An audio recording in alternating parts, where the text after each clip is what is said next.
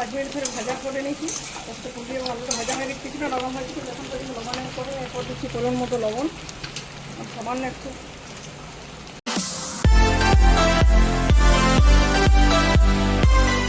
নমস্কার বন্ধুরা, আমার চ্যানেল আপনাদের সবাইকে স্বাগত জানাই। আজকে শনিবার এবং শনিবার, মঙ্গলবার, বৃহস্পতিবার এই নিরামিষের দিনগুলো পড়ে গেলে আমাদের মাথা খারাপ হয়ে যায়। কী সবজি বানাবো, কী করবো ভেবে পাই না।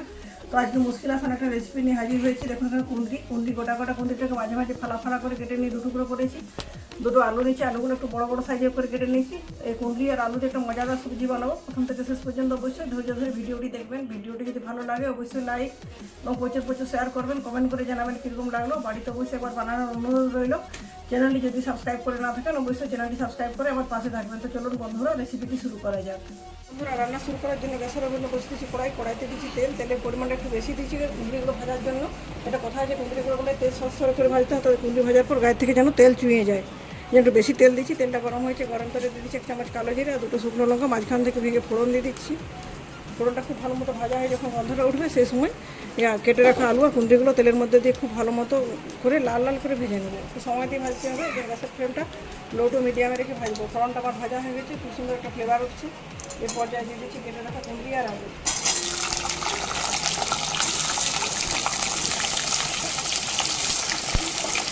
বন্ধুরা, কুন্দ্রিটা 5 মিনিট ধরে ভাজা করে নিয়েছি।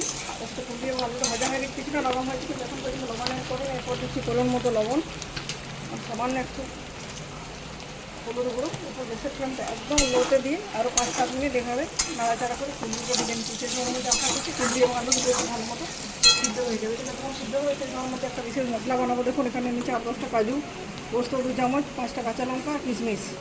এগুলো দিয়ে খুব ভালো মশলা বানিয়ে নিয়ে ফিরে আসছি।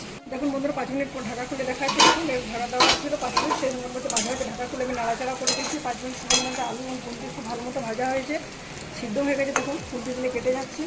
যদি বিশেষ মশলাটা বানিয়েছিলাম সেই মশলাটা এখানে অ্যাড করে দিচ্ছি। মশলাটা দেওয়ার গ্যাসের ফ্লেমটা আমি একদম লোতে দিয়ে দিয়েছি। মশলার বাকি কিছু জলও এখানে অ্যাড করবো।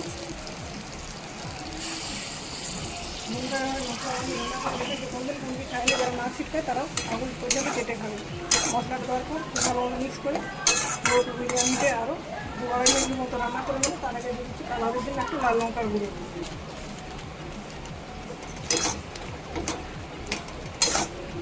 দেখুন বন্ধুরা, আমার বিশেষ ভাবে তৈরি কুন্দ্রি রান্না কমপ্লিট হয়ে গেছে। রান্না করতে মোটামুটি 15 মিনিটের মতো সময় লেগেছে। বিশেষ কোনো উপকরণ লাগেনি। তো বন্ধুরা, কম সময়ে কম উপকরণে যদি এই ধরনের চটজলদি মুখরোচক রেসিপি পেতে চান তো অবশ্যই আমার চ্যানেলটিকে সাবস্ক্রাইব করে আমার পাশে থাকবেন। রান্নাটি অবশ্যই কেমন লাগলো কমেন্ট করে জানাবেন। আশা করছি আপনাদের সকলেরই খুব ভালো লাগবে।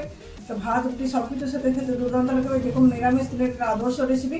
তো বন্ধুরা, আজকের মতো এ পর্যন্ত। পরের দিন দেখা হবে নতুন কোনো রেসিপির সাথে। ধন্যবাদ।